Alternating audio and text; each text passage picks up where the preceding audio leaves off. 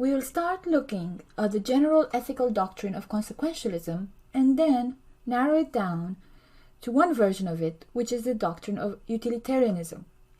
The core idea of consequentialism is that the right action is the action which produces the greatest benefit or best consequences for the greatest number of people.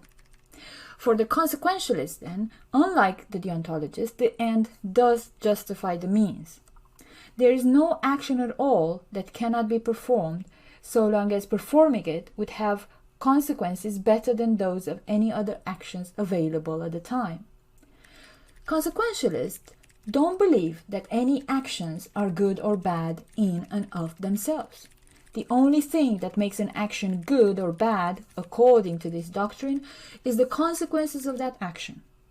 If the consequences of a given action are better than those of any other action, then the action should be performed, even if such actions usually shouldn't be performed.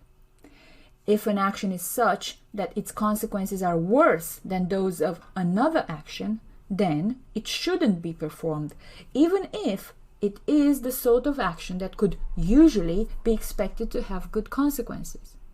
Consider the following scenario. A father, knowing his unemployed son is depressed, forces him to work in the family business in order to regain his self-esteem. Even if forcing someone to do something against their will is not usually the sort of thing to do, if it has good consequences in this particular case, the father is thought to be acting morally.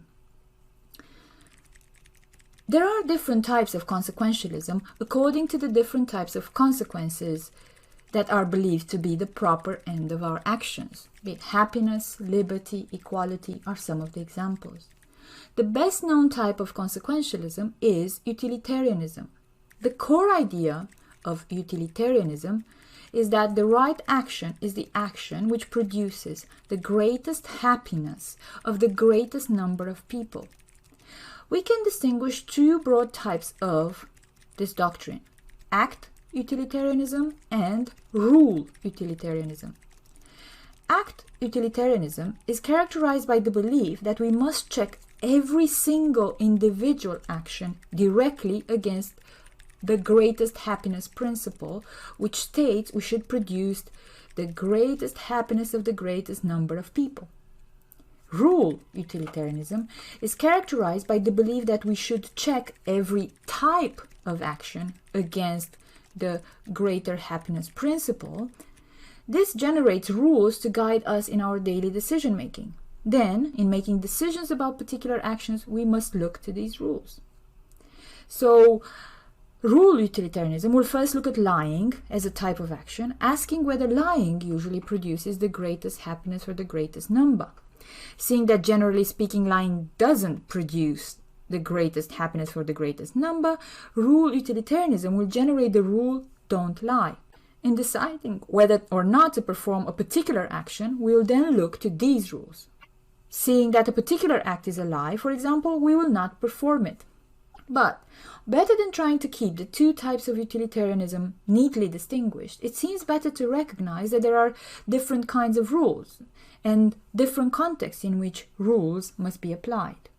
For instance, as legislators, considering whether to make killing people illegal, we will clearly apply directly to the greatest happiness principle to decide whether or not killing, generally speaking, produces the greatest happiness for the greatest number.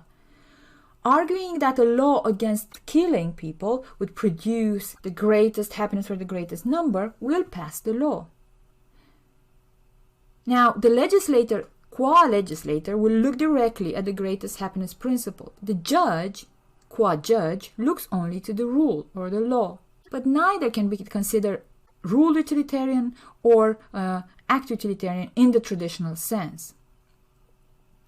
So for a judge deciding or not to punish someone who has killed someone, we are not entitled to appeal directly to the greatest happiness for the greatest number, but to appeal to the law. Utilitarianism, just as the other ethical frameworks, has its own problems and weaknesses. For instance, one can ask, are there really no actions which are intrinsically wrong? What about genocide? Would it be permissible so long as the people we killed were in the minority? and those left would be much happier without them? How about the existence of rights? Can utilitarianism recognize the existence of rights? If anyone's rights can be overridden so long as the consequences are good enough, then do rights exist at all? How do we justify the claim that we should produce the greatest happiness for the greatest number? Why is it happiness we should maximize rather than liberty or equality or some other good? How do we know in advance what the consequences of our action would be? If a company releases a drug on the market believing it's hugely beneficial, but it turns out to have a side effect that leads to many deaths, has the company acted immorally? Finally, there is the conceptual question of what is happiness and how do we measure it? How can you tell what makes someone else happy? Can we balance one person's happiness against another's? And in related skepticism, one can ask whose happiness must be counted. Must we count the happiness of non-human animals or not? Does the happiness of future generations count, or only the happiness of those currently alive? All these questions make utilitarianism an ethical framework that has both strengths but also weaknesses.